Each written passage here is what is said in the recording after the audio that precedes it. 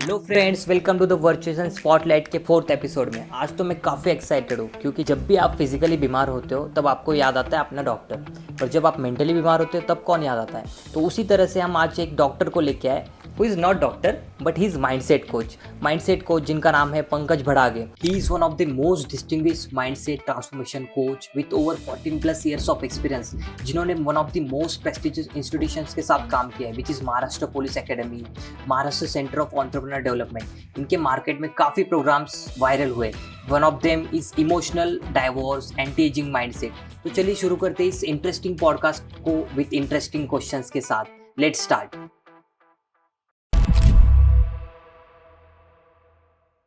तो सर, स्वागत करता हूँ मैं आपका वर्चुअल स्पॉटलाइट में। सबसे पहले तो थैंक यू सो मच हमारे यहाँ आने के लिए।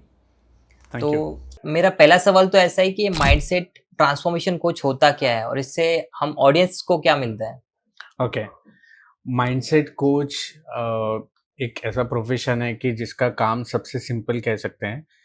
उसका काम किसी को सिखाना नहीं होता है, किसी को लाइफ के बारे में नहीं सिखाना है, उनको सोच के बारे में नहीं सिखाना है। उसका काम होता है कि आस्किंग राइट क्वेश्चन, जिससे कि आपका थॉट प्रोसेस ट्रिगर हो और आप ही एक से ज़्यादा एंगल्स देखने के लिए तैयार हो जाए, या फिर आपको एक से ज़्यादा एंगल्स दिखने लग जाए। फिर वो मल्टीपल एस्पेक्ट्स हो सकते हैं लाइफ के, स्टार्टिंग फ्रॉम रिलेशनशिप, हेल्थ। होता क्या है, हम एक ट्रेडिशनल थॉट प्रोसेस लेकर चलते हैं, कुछ हमने बचपन से सुना है और जिसको हमने कभी चैलेंज ही नहीं किया। तो ऐसे थॉट प्रोसेस को चैलेंज करते हैं तो हमारा स्कोप बढ़ता है, हमारा विजन बढ़ता है, और ये काम होता है माइंडसेट कोच का। और अगर मेंटल हेल्थ की बात करें तो that can be really basic question कि मेंटल हेल्थ क्या करता है और क्यों ज़रूरी है। आई think that's the base of human life. तो हर एक का मेंटल हेल्थ डिसाइड करता है कि वो लाइफ में क्या कर रहा है, क्या करने वाला है और कहाँ तक पहुँचेगा। फिर अगेन जो भी मैं आपको आंसर दूंगा, आप कंसिडर कर सकते हैं कि ये लाइफ के सारे एस्पेक्ट्स पर लागू होता है। तो आप रिलेशनशिप में भी अभी क्या कर रहे हैं, आपने क्या किया है, आप क्या करने वाले हो, और आपका रिलेशनशिप आपको हैप्पीनेस देगा या फिर आपको ऐसी सिचुएशन में डालेगा कि आप बाकी सारे एस्पेक्ट्स पर वीक पड़ जाओगे। तो ये आपका माइंडसेट और मेंटल हेल्थ डिसाइड करता है। तो मीन्स आज के पॉडकास्ट में हमें बहुत सारे इंटरेस्टिंग फैक्ट्स पता चलेंगे, माइंडसेट, मेंटल हेल्थ। तो लास्ट तक जुड़े रहिए, है ना। तो अब मेंटल हेल्थ की बात आ रही है, तो अगर मुझे ऐसा लग रहा है कि मैं मेंटली इल हूँ तो मैं कोच कैसे डिसाइड करूँ कि मुझे माइंडसेट कोच ही मुझे ट्रेन कर पाएगा?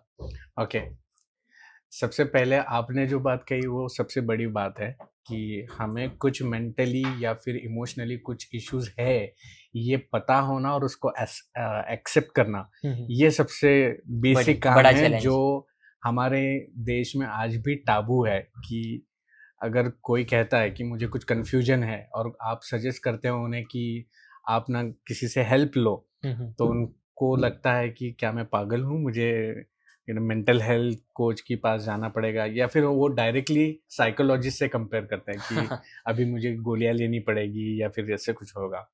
So that's not the case. Coach का मतलब होता है कि वो आपको रास्ता दिखाते हैं, और रास्ते दिखाते हैं, अलग अलग रास्ते दिखाते हैं। आप डिसीजन लेते हो कि कौन से रास्ते पर आपको चलना है, और वो रास्ते पर आपकी अड़चनें किस तरह से कम होगी, ये गाइड करते हैं। और कौन से टूल्स है जो आप यूज़ कर सकते हो आगे जाने के लिए, ये आपको माइंडसेट कोच हेल्प कर सकता है। अब माइंडसेट की बात आती है तो that means thought process, emotions, इन पर हम बेसिकली काम करते हैं।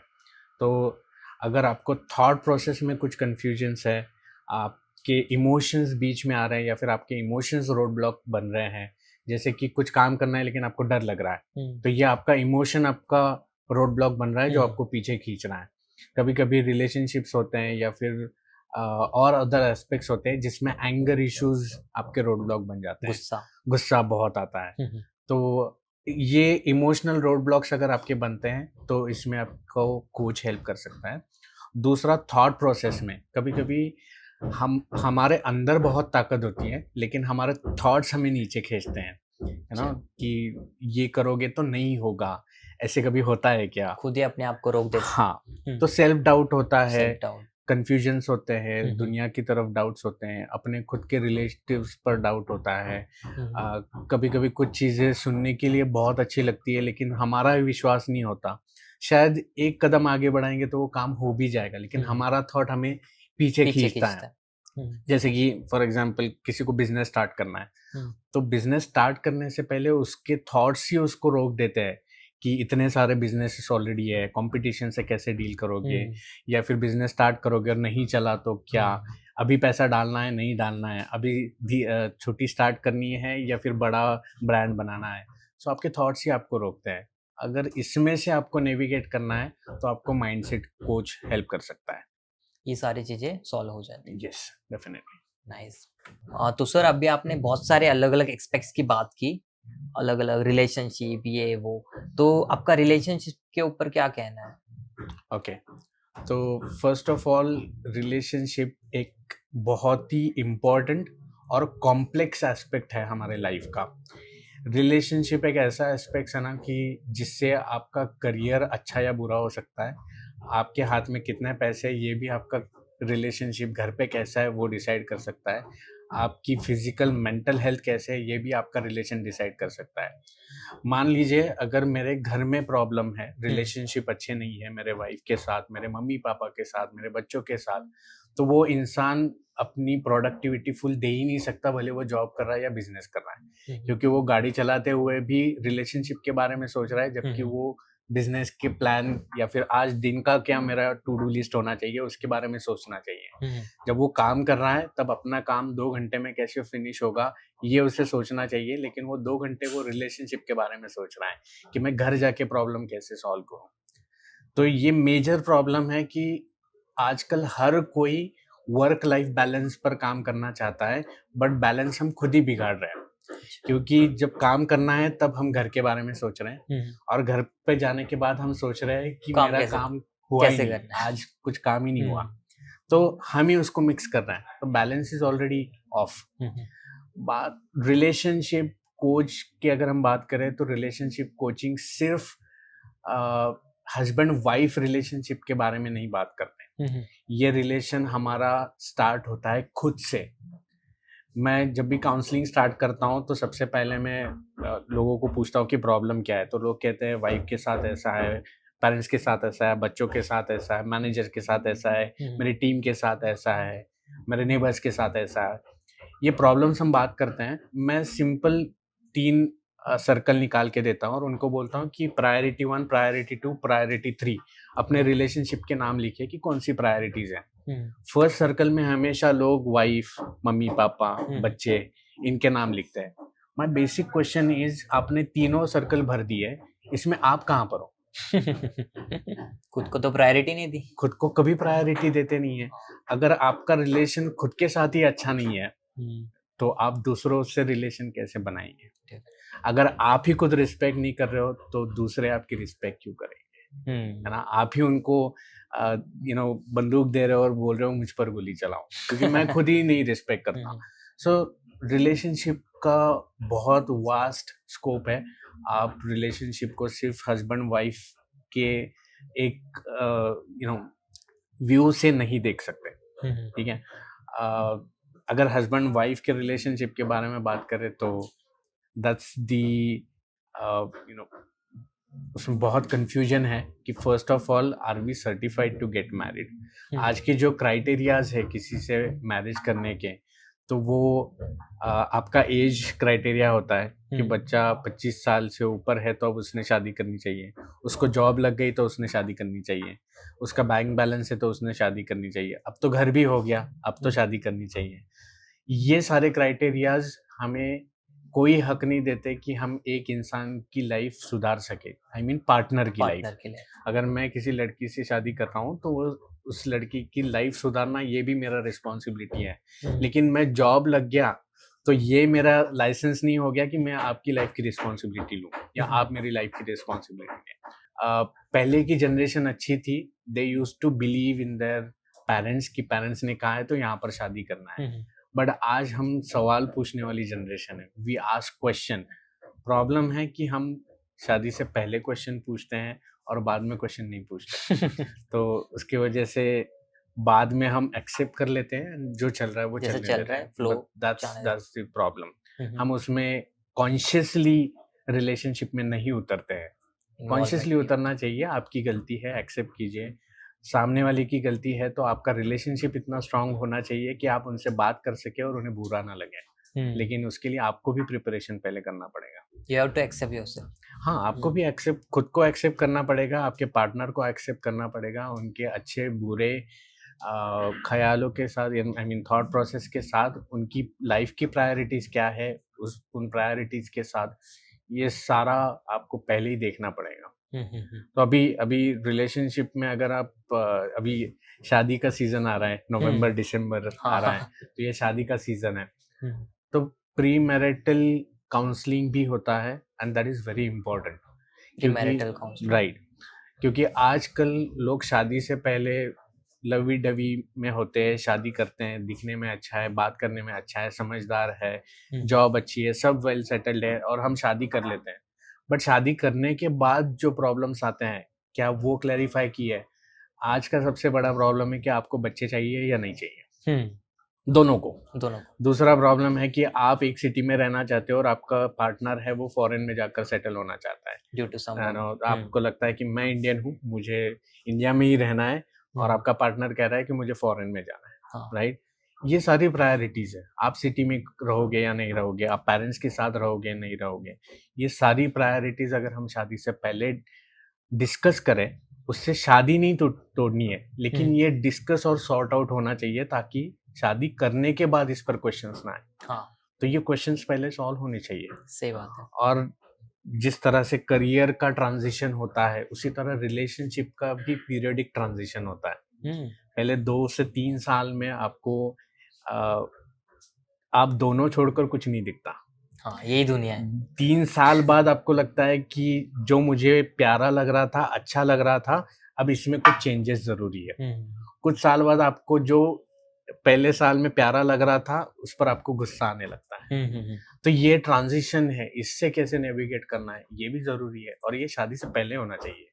Precautionary measures are required, not the reactive measures. ये सारे लेवल पर होता है। ओके। अब तो सोचने में मजबूर कर तो जैसे कि सर आपने बताया कि सेल्फ प्रायोरिटी देना है ना, तो इसमें सेल्फ केयर की बात आती है। पर कभी कभी ऐसा लगता है कि जब अपन सेल्फ केयर करते हैं तो सामने वाले को भी और अपने को भी ऐसा लगता है कि कहीं ना कहीं सेल्फिश हो रहे अपन। तो आपका क्या कहना है इसके ऊपर? ओके, मेरे पास गुरु मंत्र है और गुरु मंत्र कहता है कि self care is not a selfishness. Okay. Self care is not selfishness. हमें लगता है कि सेल्फ केयर करना यानी सेल्फिश होना, सिर्फ खुद के बारे में सोचना। लेकिन जब हम सेल्फ केयर की बात करते हैं, we are actually giving priority to others. Okay. जैसे हम कहते हैं कि कोई भी जंग मर के नहीं जीती जाती, तो उसी तरह अगर आपको आपकी फैमिली की केयर करनी है, आपको आपकी प्रोफेशन की केयर करनी है, आपको आपके मम्मी पापा का भी ख्याल रखना है, तो सबसे पहले आपको स्ट्रांग रहना पड़ेगा, मेंटली, फिजिकली। तो उस वहाँ पर आता है self care, focusing on self for others. Okay. हमें लगता है कि अगर मैं खुद को साइड में रखकर सिर्फ मेरे फैमिली के बारे में सोचूं, मेरे बच्चों के बारे में सोचूं, मेरे मम्मी पापा के बारे में सोचूं, तो मैं एक बहुत अच्छा हस्बैंड, बहुत अच्छा फादर, बहुत अच्छा बेटा बन जाऊंगा। But that's not the case. अगर आपको अच्छा बेटा बनना है तो सबसे पहले आपको खुद को सेल्फ प्रायोरिटी देनी पड़ेगी। आपकी हेल्थ पर, आपके थॉट प्रोसेस पर, आपके इमोशनल इंटेलिजेंस पर आपको सबसे पहले काम करना पड़ेगा, तभी जाकर आप हेल्प कर सकते हो। जैसे कोई अगर एक कंटेनर है, पानी का कंटेनर है, और वो जिसमें पानी ही नहीं है और वो गलियों में घूम रहा है, वो पानी नहीं दे सकता क्योंकि अंदर ही कुछ नहीं है। अंदर ही कुछ नहीं। तो सेल्फ केयर इज गुड ना। Self care is required, that's the first step. कि आपको सेल्फ केयर करना ही पड़ेगा, अदरवाइज आप दूसरों की हेल्प नहीं कर सकते, और अगर कर भी रहे हो तो आपका फ्यूल बहुत जल्दी ख़त्म हो जाएगा। अच्छा। फिर थोड़े दिनों बाद आपकी कंप्लेंट्स आने लगेगी कि मैं सबकी केयर कर रही हूँ, सब तो आगे चले गए, मैं यहीं पे रह गई। तो हमने इंट्रोडक्शन पार्ट में डिस्कस करा था कि आपका इमोशनल डाइवोर्स करके एक प्रोग्राम है जो मार्केट में बहुत वायरल है। तो इमोशनल डाइवोर्स ये क्या चीज़ है, इसके बारे में थोड़ा बताइए। Okay, emotional divorce is very interesting programme जो नया नहीं है ये, बहुत पुरानी कंसेप्ट है, बट धीरे धीरे वो बढ़ती जा रही है। इमोशनल डिवोर्स का मतलब होता है कि हम दूसरों के लिए एक रिलेशनशिप में रह रहे हैं ना, ओके। तो लेकिन we are not connected to each other. Legally we are married, legally we are working with each other, legally we are staying with each other, but we are not emotionally and mentally connected. तो ये phase बहुत सारे relationship में आती है, but nobody is working on that. लेकिन ये emotional divorce programme ये कपल रिलेशनशिप को सॉल्व करने के बारे में नहीं है। ओके। जो हम सेल्फ केयर की बात कर रहे थे, ये प्रोग्राम उसके लिए है, कपल्स के लिए। कपल्स के लिए नहीं, जो इस इमोशनल डिवोर्स से जा रहे हैं, इस फेज में है, हस्बैंड वाइफ हो या फिर आपकी मैनेजर के साथ नहीं बनती है, तो वो भी इमोशनल डिवोर्स हो गया। सो प्रोफेशनली भी वो डिवोर्स प्रोग्राम काम करता है? राइट, वो प्रोग्राम उनके लिए भी है जो प्रोफेशनली भी एक दूसरे से कनेक्टेड नहीं हो पा रहे। एक मैनेजर और उसका जो टीम मेंबर है, अगर उसमें भी रिलेशनशिप इश्यूज है तो वो टीम भी आगे नहीं जा सकती। अच्छा। बाकी सब अच्छे हैं, 10 लोग हैं टीम में, उसमें से एक ही बंदा है जिसका अपने मैनेजर के साथ नहीं बनती, तो वो दोनों मिलके बाकी 9 लोगों को इन्फ्लुएंस करते रहते हैं कि कौन अच्छा है कौन बुरा है। तो वो इमोशनल डिवोर्स प्रोग्राम आपकी टीम जो है वो आपकी फैमिली है, तो उसको भी आगे ग्रो नहीं होने देती। और इमोशनल डिवोर्स प्रोग्राम में एक्चुअली हम सेल्फ पर काम करते हैं कि आप इस सिचुएशन से पहले खुद को हील कैसे करें। ओके। तो that is actually a self care programme, not a couple relationship programme. तो आपको मीन्स प्रोफेशनली ट्रेन करते करते ओवर 14 ईयर्स का एक्सपीरियंस है ना, तो माइंडसेट कोचिंग प्रोफेशनली कैसे वर्क करता है with corporates and all? Right, जैसे रिलेशनशिप एस्पेक्ट के बारे में हमने इतने डिटेल में बात की, तो रिलेशनशिप जैसे अफेक्ट करता है उसी तरह आपका करियर भी रिवर्सली अफेक्ट करता है आपके रिलेशनशिप पर, आपके पर्सनल एस्पेक्ट्स पर। अगर आप करियर कर रहे हैं तो सबसे पहले हमारे बहुत सारे टाबूज़ है या फिर मिसअंडरस्टैंडिंग्स है या फिर हमारे मेंटल इमोशनल लिमिटेशंस है। जस्ट फॉर एन एग्जांपल, मैं बहुत काउंसलिंग करता हूँ, तो काउंसलिंग में मुझे लोगों का एक क्वेश्चन या फिर स्टेटमेंट बार बार आता है कि सर मार्केट ही डाउन है। तो मेरा क्वेश्चन होता है कि अगर आप कह रहे हैं मार्केट डाउन है, तो मैं आपको चैलेंज करता हूँ कि अभी इस मोमेंट पर लाखों करोड़ों ऑफर लेटर टाइप हो रहे हैं। प्रॉब्लम ये है कि वो ऑफर लेटर आपको नहीं मिल रहा है। आपको नहीं मिल रहा है। तो ये मार्केट का लिमिटेशन नहीं है, आपका लिमिटेशन है। अगर दो एक वर्कशॉप है या फिर एक सर्विस स्टेशन है जहाँ पर 2 सेल्समैन हैं, उसमें से एक सेल्समैन बारिश गिर रही है इसलिए वो कहता है कि आज कोई कस्टमर नहीं मिलेगा और वो घर पे बैठ गया। दूसरा सेल्समैन कहता है कि आज बारिश गिर रही है, इसका मतलब है कि मेरे सारे कस्टमर घर पे मिलेंगे, इसलिए वो घर के बाहर निकल रहा है। That's the difference. तो आप ही जॉब नहीं है मार्केट में सोचकर अगर घर पे बैठ जाओगे, खुद को लिमिट करोगे या फिर प्रोकास्टिनेट करोगे, खुद का CV अपडेट नहीं कर रहे हो क्योंकि मार्केट ही डाउन है, कहाँ जाऊँ, मार्केट में जॉब ही नहीं है। तो ये लिमिटिंग थॉट प्रोसेस जो है ये सबसे बड़ा चैलेंज होता है। बाकी और भी हमारे कॉर्पोरेट रिलेशनशिप होते हैं कि मैनेजर कैसा होता है उसकी एक इमेज हमारे माइंड में होती है और हम हर मैनेजर को उसी तराजू में तोलते कि पहले वाला ऐसा था इसलिए ये भी ऐसा होगा। We don't give chance to new manager to show that how he is और हाउ शी इज़। पहले से ही जज कर लेते हैं। हाँ, पहले से ही फिक्स होता है हमारा कि कैसा होगा, मैनेजर ऐसे ही होते हैं, कंपनीज ऐसी ही होती है, और उसी तरह से हम नए कंपनीज को, नए मैनेजर्स को जज करते हैं। He or she can be different. This company can be different. It's not like that is your previous company, right? तो हम पहले से कुछ बैगेज लेकर आते हैं, वो बैगेज नए डेस्क पर खोलते हैं और उसी चश्मे से हम सबको देख रहे हैं जो पहले था वही। राइट। और उसमें अगर कॉरपोरेट में गॉसिपिंग का बहुत बड़ा पॉइंट होता है कि पॉलिटिक्स या फिर गॉसिपिंग, क्योंकि गॉसिपिंग नया आने वाला बंदा नहीं करता है। गॉसिपिंग वहाँ पे जो 10 साल से 5 साल से बैठा है वो स्टार्ट करता है, और वो हम उसको एक्सेप्ट करते हैं क्योंकि वो हमारे प्रीवियस थॉट प्रोसेस से मैच कर रहा है कि अरे मैनेजर के बहुत पास में मत जाना, वो ऐसा है, वो यूज़ कर लेगा, या फिर ये बंदा है ना ये ऐसे करता है। तो वो मैनेजर का खास है, उससे थोड़ा दूर रहना, उससे पर्सनल बातें शेयर नहीं करना, तो यू वोंट ओपन अप। तो ये सारी चीज़ें हमें करियर में होल्ड करती है। या फिर अपने खुद के बारे में भी कुछ लिमिटिंग थॉट्स होते हैं हमारे, जो हमें करियर ग्रोथ से रोकते हैं। जैसे कि मैं मैनेजर मटेरियल नहीं हूँ, ये आपको किसी ने बताया? सिर्फ आपने खुद को बताया, खुद से डिसाइड कर लिया। खुद से डिसाइड कर लिया। तो इन सारी चीज़ों पर काउंसलिंग होता है।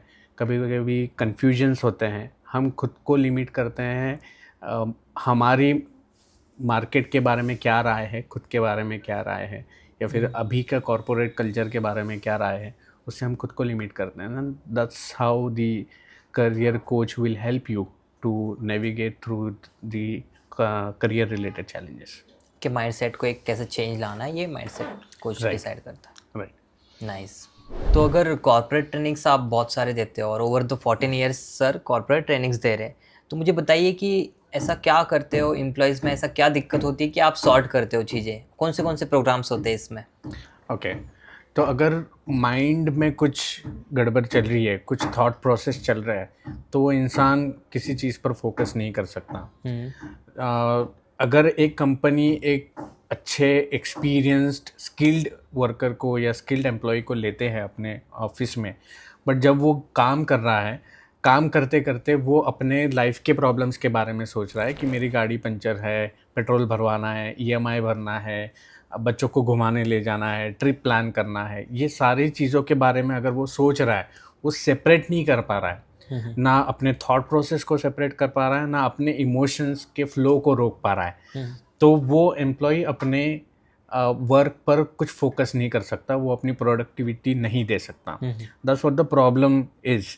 तो अगर मैं किसी स्किल्ड एम्प्लॉय को भी लूँ, तो वो अगर मेरी प्रोडक्टिविटी नहीं दे रहा है, तो फिर उसका कोई फ़ायदा नहीं है। That's where the life skills comes.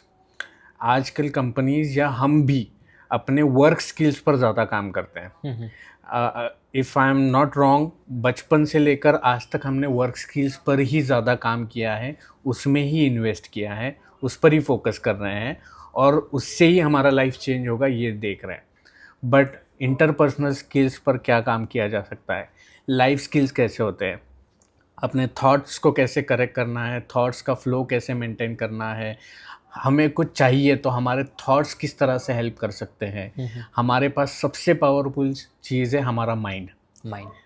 वही हमें इंसान बनाता है, वही हमें अलग इंसानों से, बाकी इंसानों से अलग करता है। तो उसका केयर कैसे करना है, उसकी बेसिक चीज़ें भी हमें पता नहीं है। प्रॉब्लम यह है कि हर टेक्नोलॉजी के साथ या फिर डिवाइस के साथ एक मैनुअल आता है, बट इंसान के साथ मैनुअल नहीं आता कि अपनी बॉडी का फंक्शन कैसे करना है और अपने माइंड का फंक्शन कैसे करना है। वाई? बिकॉज अगर किसी एनर्जी ने, भगवान ने हमें इस दुनिया में भेजा है, तो उन्होंने कहा है कि ये टूल है, इससे आप चाहो वो कर सकते हो, अब आप डिसाइड करो। अब वो डिसीजन में प्रॉब्लम है, तो हम वो डिसाइड नहीं कर पा रहे, लेकिन हमें ये बताया ही नहीं है कि इसका यूज़ कितना हो सकता है। एक इंसान 5 किलोमीटर पर आवर से भी दौड़ सकता है, और एक उसेन बोल्ट है जो लिमिट क्रॉस कर सकता है। तो आपकी बॉडी और माइंड फ्लेक्सिबल है, बट उसका यूज़ कैसे करना है ये हमें नहीं पता है। That comes with the life. कहाँ तक सोच सकते हो आप? हाँ, क्या सोच सकते हो और क्या अचीव कर सकते हो, कितना काम कर सकते हो, एक्सरसाइज करना है तो कितना वेट उठा सकते हो। ये एक इंसान जो रोज़ 5 किलो के डंबल उठाता है, गुस्से में वो 15 भी उठा लेगा। तो there is no limit. Limit तो है, लिमिट नहीं है, लिमिट है हमारी सोच में।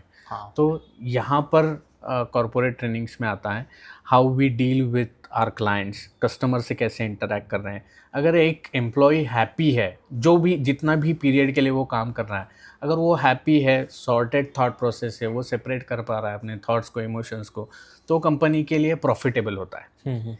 प्रॉब्लम यहाँ पर आता है कि कंपनीज अपने एम्प्लॉय को प्रॉफिटेबल करने में ही ख़त्म हो जाते हैं, बट वो उसके लिए सिर्फ उनके स्किल्स देख रहे हैं, वर्क स्किल्स। तो life skills programme is important, emotional intelligence is important. तो उसके लिए mind sanitization is the first step, जहाँ पर हम अपने थॉट प्रोसेस को, निगेटिविटी को, या फिर कुछ कॉन्फ्लिक्ट्स हैं हमारे अंदर, तो उनसे कैसे डील करना है, उनको कैसे क्लीन करना है, वो सिखाते हैं।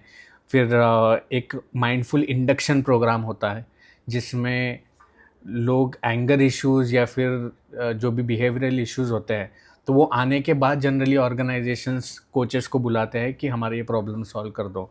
बट इंडक्शन प्रोसेस में ही अगर आप माइंडफुलनेस प्रमोट करें तो फिर आपका एम्प्लॉय गॉसिप प्रूफ बनेगा, निगेटिविटी प्रूफ बन सकता है, एंड देन जो भी परफॉर्मेंस है वो फर्स्ट डे से उनका करेक्ट हो सकता है।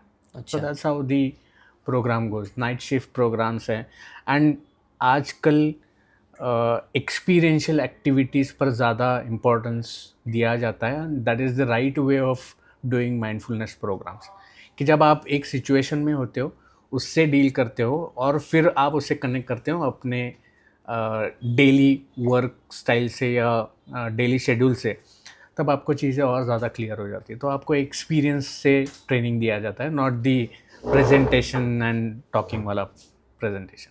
अच्छा, तो अभी आपने बोला कि एंगर इश्यूज है ना, तो एंगर इश्यूज को डील कर सकते हैं डे टू डे लाइफ में? ओके, ये आपका पर्सनल क्वेश्चन है। This is my personal question actually. Okay, anger issues yes बहुत ज़्यादा बढ़ गए हैं। उसके पीछे मेंटल भी इश्यूज है, फिज़िकल इश्यूज भी है, जिसकी वजह से एंगर बहुत आता है। लेकिन फर्स्ट थिंग, एंगर सामने वाले में नहीं होता, एंगर हमारे अंदर होता है। तो चेंज सामने वाले ने नहीं होना है, चेंज हमें होना है। अच्छा। दूसरा है कि सिंपल थॉट प्रोसेस चेंज से आप आपके थॉट प्रोसेस को चेंज करके एंगर इश्यूज़ के साथ डील कर सकते हो। अगर किसी को क्विक सॉल्यूशन चाहिए तो मैं वो सॉल्यूशन दे सकता हूँ। फॉर एग्जांपल, ये ग्लास है, इसकी कीमत कितनी होगी?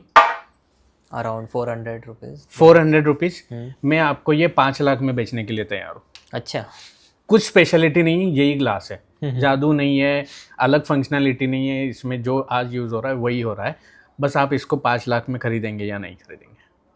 इसके ऊपर कुछ आप बताओगे तो मैं खरीद सकता हूँ। ये कहाँ से है क्या? नहीं, वो जो काम कर रहा है वही कर रहा है। तो मैं सोचूंगा थोड़ा, क्यों? क्योंकि इसकी वर्थ नहीं है ना 5 लाख रुपए। सही। तो अगर ये 400 रुपये का ग्लास है, इसके लिए मैं 5 लाख खरीद नहीं सकता, 5 लाख नहीं दे सकता, नहीं दूंगा। क्यों दूंगा ना, 400 में मुझे मिल रहा है। Not worth. तो ये अगर हमें इसके बारे में पता है तो हमें जो इंसान मुझे गुस्सा दे रहा है उसकी भी कीमत पता है, राइट? एक इंसान, हम दोनों क्यों कनेक्ट हो रहे हैं? बिकॉज हम एक्सचेंज कर रहे हैं इमोशंस, यस, राइट? तो हमारी करेंसी क्या हो गई? इमोशंस। तो मेरा प्यार ये इमोशन है, तो मैं प्यार दे रहा हूँ, आप प्यार देंगे। मैं केयर दे रहा हूँ, आप केयर देंगे। ये हमारा ट्रांजैक्शन हो गया। तो मेरी करेंसी इज़ माई इमोशन। तो एंगर भी मेरा करेंसी है, राइट? तो ये 400 रुपये का इंसान है, इसके लिए मैं 5 लाख का एंगर क्यों खर्च कर रहा हूँ? अच्छा, तो हमें वर्थ देखनी है सामने वाले की। हाँ, एक तो ये इंसान जिसने मुझे हर्ट किया है, मैं उस पर गुस्सा हूँ, तो पहली बात, एक तो उसने जानबूझ कर किया होगा। एक ऑप्शन ये हो सकता है कि उसने जानबूझ कर किया है। तो जानबूझ कर किया है तो उसकी कीमत तो पहले ही कम हो गई। हाँ। राइट? तो मैं उस पर गुस्सा नहीं करूँगा, क्योंकि मेरा इमोशन है भाई। तेरी इतनी वर्थ है कि पंकज मेरे लाइफ में, मैं सुपरस्टार हूँ, मैं खुद का भगवान हूँ मेरे लाइफ में। तो पंकज इस पर अपना गुस्सा खर्च करे, इतनी इसकी कीमत है क्या, ये मैं चेक करूँगा। अच्छा, you have to check worth. Right. अगर यहाँ पर मेरी वाइफ आती है तो मैं इस पर गुस्सा भी करूँगा, इससे ये मानेगी, मैं ना बोलूँगा, लेकिन आखिर में मान भी जाऊँगा। मैं यहाँ पर कितना भी खर्च करूँ, इसके लिए क्यों करूँ? अच्छा, राइट? तो ये थॉट प्रोसेस से आप देखो कि ये सिचुएशन, ये इंसान उतना वर्थ है कि पंकज उस पर गुस्सा करे। आप सोचोगे कि प्रमोद इस पर गुस्सा करे, ऐसी इसकी कीमत है कि नहीं? हाँ, पहले कीमत देखूंगा, हाँ, आई विल डिसाइड Right? करना है कि नहीं। आपके इमोशंस है, आप कैसे खर्च करोगे ये आप डिसाइड करना चाहिए ना। सही बात है ना? पैसे खर्च करोगे तो पैसे कमा लोगे, लेकिन सेल्फ वर्थ, सेल्फ इमोशन खर्च करोगे, वो कहाँ से कमाओगे?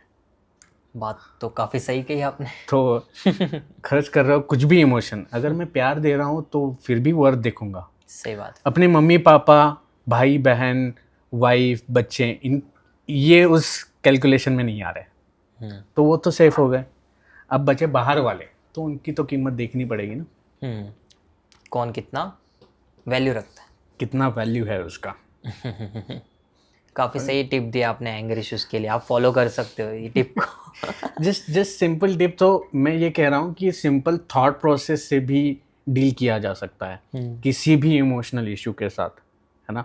तो लोगों को लगता है कि मैं अगर गुस्सा छोड़ दूँ तो कहीं मेरी कीमत तो कम नहीं हो जाएगी, ये भी लगता है, तो कहीं मैं सरेंडर तो नहीं कर रहा हूँ फाइट में, है ना, ईगो इशू आता है। बट माफ़ करना ये हिम्मत वाले का काम है। माफ़ करना ऐसे किसी को भी नहीं आता।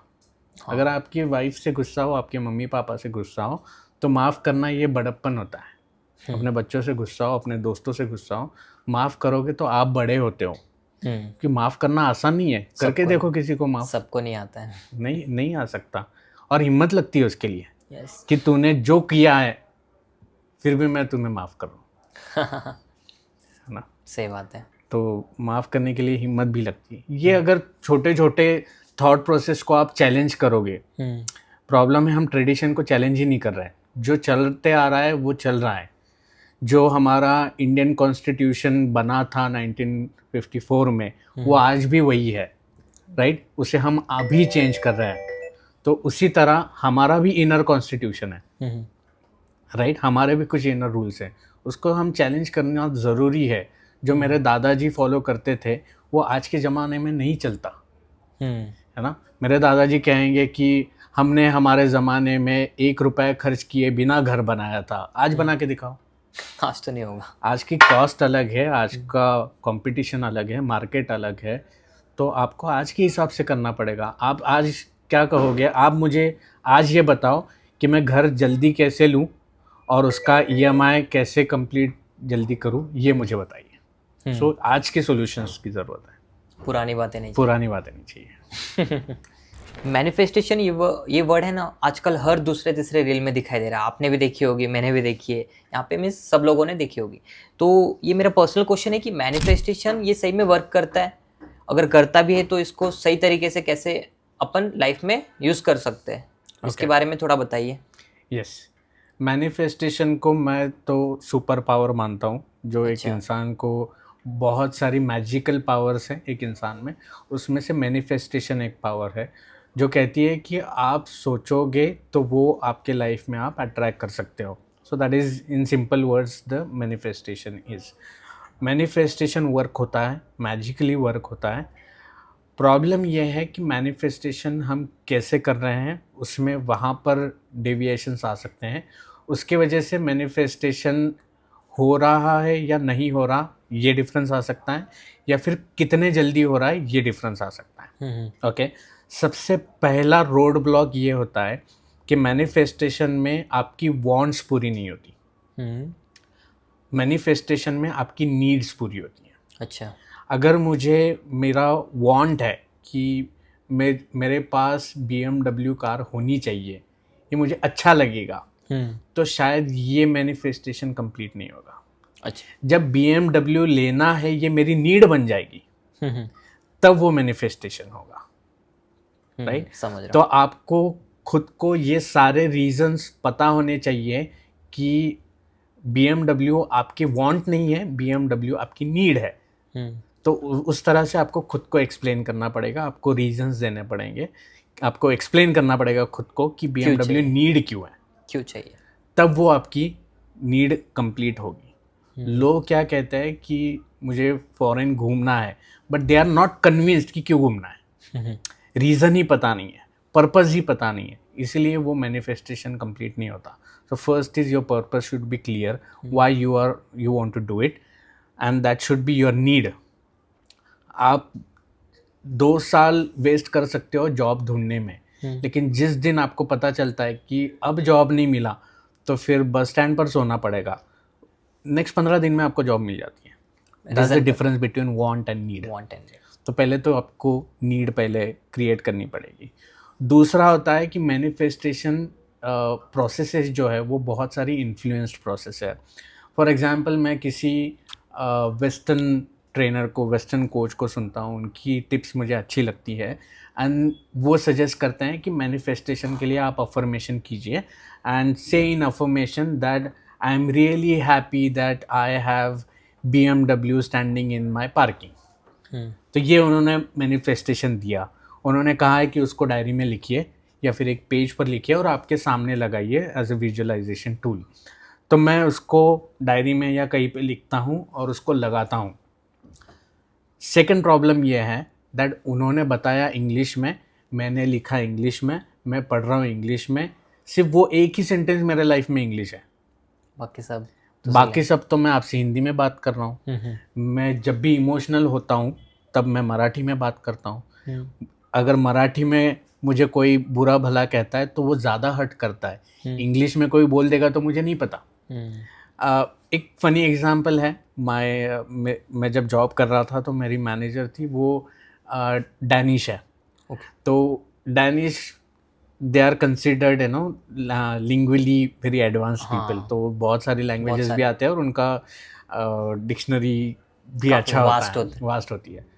तो once during some experience she called me, Pankaj you are nincompoop। Okay, आपको कुछ फील हुआ? नहीं, मुझे भी फील नहीं हुआ। Why? समझा ही नहीं, बिकॉज समझा ही नहीं। I could not connect to that word, क्योंकि मुझे पता ही नहीं था वो क्या है। तो वो मुझे एक्सेप्ट भी नहीं हुआ, ना गुस्सा आया, ना there was no emotional reaction whatsoever. तो अगर मैं कुछ अफर्मेशन लिखता हूँ और मैं उससे इमोशनली कनेक्ट ही नहीं हो रहा हूँ तो वो अफर्मेशन मैनिफेस्टेशन में बदल ही नहीं सकता। सो आपको सेकंड टिप ये है कि आप मैनिफेस्टेशन के लिए कुछ भी टूल कर रहे हैं तो वो आपको कनेक्ट हो ऐसे बनाइए, आपकी लैंग्वेज में बनाइए और जो आपका डायलेक्ट है उसमें अफर्मेशन होने चाहिए। अच्छा, और ऐसे अफर्मेशन होने चाहिए जो आप डेली बात करते हो एक दूसरे से, तब वो अफर्मेशन वैसे के वैसे आप कॉपी कर पाओ। मैं आपको नहीं कहूँगा कि प्रमोद आई एम रियली हैप्पी कि मेरे पार्किंग में BMW है। आप कैसे कहोगे प्रमोद यार BMW ले ली? ये अफर्मेशन होना चाहिए और यही अफर्मेशन आप रिपीट करो सबके सामने, तब जाके ये कंप्लीट होगा, क्योंकि यू आर लीडिंग, आप वो लाइफ जी रहे हो, आप वो उसे एक्सेप्ट कर रहे हो, आपका माइंड एक्सेप्ट कर रहा है। तो वो एक होता है। Third is belief is very important. Belief में भी दो पार्ट होते हैं। First, believe in your self, self belief. Second is believe in your goal. Right, पहला बिलीफ कि अगर BMW है, लेनी है तो मैं ले सकता हूँ, यह हो गया खुद पर बिलीफ। राइट, और दुनिया में कोई भी BMW ले सकता है तो मैं भी ले सकता हूँ, यह हुआ सेल्फ बिलीफ। और दुनिया में BMW है, ये गोल पर बिलीफ। अगर मैं कहूँ कि 5 मिनट में चांद पर पहुंचा जा सकता है, अगर दुनिया में कोई भी 5 मिनट में चांद पर गया है तो मैं भी जा सकता हूँ, यह हुआ सेल्फ बिलीफ। लेकिन 5 मिनट पर चांद पर पहुंचा जा सकता है, ये हो गया गोल पर बिलीफ। तो इसीलिए गोल स्मार्ट होने चाहिए। हम सुनते हैं smart goals, right, specific, measurable, attainable, time bound, तो ये होने चाहिए। और आपका मैनिफेस्टेशन भी कुछ हद तक स्मार्ट होना चाहिए, तब जाकर आप उसके क्लोज जाते हो। राइट, तो ये कुछ टिप्स हैं। और मैनिफेस्टेशन सिर्फ दिन में एक बार होना चाहिए या मॉर्निंग में करना चाहिए, नाइट में करना चाहिए? नो, आपको वो लाइफ जीनी पड़ेगी, तब जाकर वो मैनिफेस्टेशन कंप्लीट होता है। मैंने कहीं इंस्टा पे देखा था कि 11-11 मैनिफेस्टेशन, ये क्या होता है? Right, these are I'm not really equipped with that knowledge, but these are occult sciences, but मैं उसको माइंड पावर की साइड से भी देखता हूँ। I call that as a mindology. जैसे एस्ट्रोलॉजी होता है, तो मैंने अगर आपको, एक एस्ट्रोलॉजर ने आपको बताया कि ये बच्चे का ध्यान रखना, 35 के उम्र के आसपास कुछ एक्सीडेंट के चांसेस हैं, राइट, तो वो इंसान पूरी लाइफ अच्छे से जिएगा, बस 35th ईयर आते ही उसका एक्सीडेंट होगा, because he has manifested that. Okay, मेरे साथ ऐसा होगा। तो वो आप खुद के साथ भी कर सकते हो कॉन्शियसली कि 22 के ईयर में ही मेरा जॉब लग जाएगा, फॉर एग्जाम्पल, राइट, तो वो आप मैनिफेस्ट कर सकते हो. That is called as a mindology. Nice. है ना. सो ये मैनिफेस्टेशन के बहुत सारे इंपॉर्टेंट पार्ट हैं. छोटी छोटी गलतियाँ होती है बट उसके वजह से प्रॉब्लम होते हैं. तो बिलीफ इज़ वेरी इंपॉर्टेंट. आपको खुद पर और आपके गोल पर बिलीफ होना चाहिए. आपने प्रैक्टिकली इसको करके देखा है manifestation? When I was working, तो मंथली एक्सपेंसेस हैंडल करना, शादी and everything was going as it goes. But then I attended one workshop जिसका नाम था फाइनेंशियल लिटरेसी. Financial literacy. तो वो वर्कशॉप करने के बाद मुझे पता चला कि this is all about mindset. अगर आप माइंडसेट चेंज करते हो तो आपको अपॉर्चुनिटीज़ दिखती है, राइट. तो जब मैंने वो किया, मैंने वो टूल्स फॉलो किए, and then within 1.5 year I was in a position कि I can leave my job and start my own business. उसके 2-2.5 साल बाद मैंने जॉब छोड़ा और ये बिज़नेस स्टार्ट किया. तो वर्क किया आपका मैंने. यस. बट उसमें एक चीज़ मुझे पता चली कि मैनिफेस्टेशन का सबसे इम्पोर्टेंट फैक्टर ये है कि जो आपके सपने होते हैं वो पूरे नहीं होते. आपको जो लाइफ में चाहिए, आपका मैनिफेस्टेशन अगर आप खुली आंखों से देख पाओ तो वो पूरा होता है. बंद आंखों से नहीं. बंद आंखों से जो सपने दिखते हैं वो पूरे नहीं होते. आपको खुली आंखों से एक्शन लेनी होगी. एक्शन लेनी होगी. जैसे किसी से प्यार होता है तो आंखें बंद नहीं करनी पड़ती उनका चेहरा देखने के लिए. तो इसी तरह आपको आपके गोल पर प्यार होना चाहिए, इतना कि हर जगह पर आपको आपका गोल ही दिखाई दे. कि BMW आपको दिखनी चाहिए. आपको हॉर्न मारने वाली भी BMW हो, आपको ओवरटेक करने वाली भी BMW हो, आपके पार्किंग के साइड में भी BMW हो, और आपके घर में जाओ तो टीवी पर भी BMW ही आए. और ये होता है, हमारे पास होता है, हमारे सराउंडिंग में होते हैं. प्रॉब्लम ये है कि हमारा फोकस कहाँ पर है. That's the difference. You have to be focus oriented. अगर आप ट्रैफिक में सिर्फ रिक्शा वाले कैसे चला रहे हैं, रूल्स कैसे तोड़ रहे हैं, या फिर नॉट एनीथिंग अबाउट रिक्शा वाला, बट इन जनरल आजकल वो नहीं रहा. BMW वाले भी रूल तोड़ते हैं और उसमें एजुकेशन का कुछ लेना देना नहीं है. तो लोग अगर रूल तोड़ रहे हैं और आपका ध्यान उन्हीं पर है, उनको ही, उनके बारे में ही बुरे सोचने में आपका टाइम जा रहा है, तो आपको BMW कैसे दिखेगी, राइट. Not focused. आपको उनको इग्नोर करके BMW पर फोकस करना पड़ेगा, तब जाके BMW आएगी. Right. So that's how the manifestation works. Oh great. Manifestation के बारे में काफ़ी कुछ बताया आपने. Yes, thank you so much. तो सर, आपने मैनिफेस्टेशन, रिलेशनशिप, कॉर्पोरेट में ट्रेनिंग कैसे करते हैं, ये सारी चीज़ें बहुत अच्छे से बताई और मुझे काफ़ी पर्सनली बहुत मज़ा आया इस पॉडकास्ट में. Thank you. तो थैंक यू सो मच यहाँ पे आने के लिए. और मैं आपको बताना चाहता हूँ कि सर का एम्पावर ट्रांसफॉर्मेशन ऐसा कोई प्रोग्राम है, एंड ऑल्सो सर ट्रेनिंग देते हैं इन सब पे. तो आप सर से डायरेक्टली कनेक्ट कर सकते हो. मैं इनकी टीम का नंबर डिस्क्रिप्शन में डाल दूंगा, and you can directly connect with him. तो once again thank you so much हमारे पॉडकास्ट में आने के लिए. आप कुछ टिप देना चाहोगे हमारे ऑडियंस को? यस, मैं यही कहूँगा कि आपकी फ़िज़िकल हेल्थ के साथ आपकी मेंटल हेल्थ को इम्पोर्टेंस दीजिए. हमें बॉडी कैसे फिट रखनी है ये सारी चीज़ें पता है, लेकिन माइंड को फिट कैसे रखना है, माइंड को क्लीन कैसे रखना है, माइंड का हाइजीन कैसे रखना है, ये हमें नहीं पता. सो उसके बारे में खुद को अवेयर कीजिए. माइंड के बारे में बेसिक चीज़ें क्या है वो समझिए. माइंड कैसे काम करता है, माइंड कितने होते हैं, यहाँ से स्टार्ट है. तो माइंड कितने होते हैं, कैसे काम करते हैं, किस स्टेट का क्या पावर है, ये अगर हमें पता चल जाए तब हम मेंटल हेल्थ को अच्छे से यूज़ करके अपना जितना भी टाइम इस अर्थ पर है वो अच्छे से बिता सकते हैं. और प्रिकॉशनरी मेजर्स पर काम कीजिए. ट्रेनिंग से भागिए मत. Training is not a waste of time, it is actually investment. तो उसमें इन्वेस्ट कीजिए. और ये सिर्फ पर्सनल ग्रोथ के लिए ही नहीं, बट ये कॉर्पोरेट्स के लिए भी उतना ही इम्पॉर्टेंट है, क्योंकि ट्रेनिंग सुनने में अच्छा लगता है, बट उसके लिए पैसे खर्च करने हैं या नहीं, टाइम खर्च करना है या नहीं, इसमें आज भी बड़ा डिलेमा है.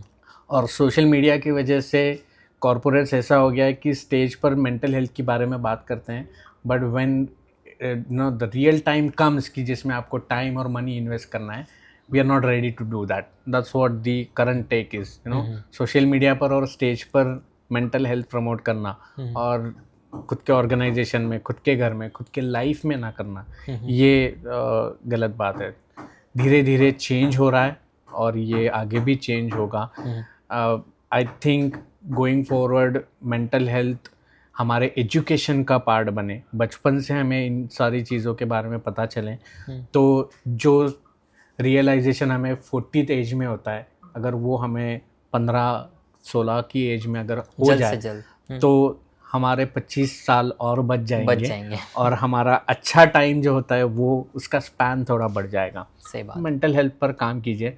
बुरी चीज़ें जैसे कि टीवी, सोशल मीडिया, ये मैं इनको बुरी नहीं कहता हूँ, लेकिन ये आग है, इसको आप खाना बनाने के लिए यूज़ कर रहे हो या किसी का घर जलाने के लिए, ये Depends। आपको डिसाइड करना पड़ेगा।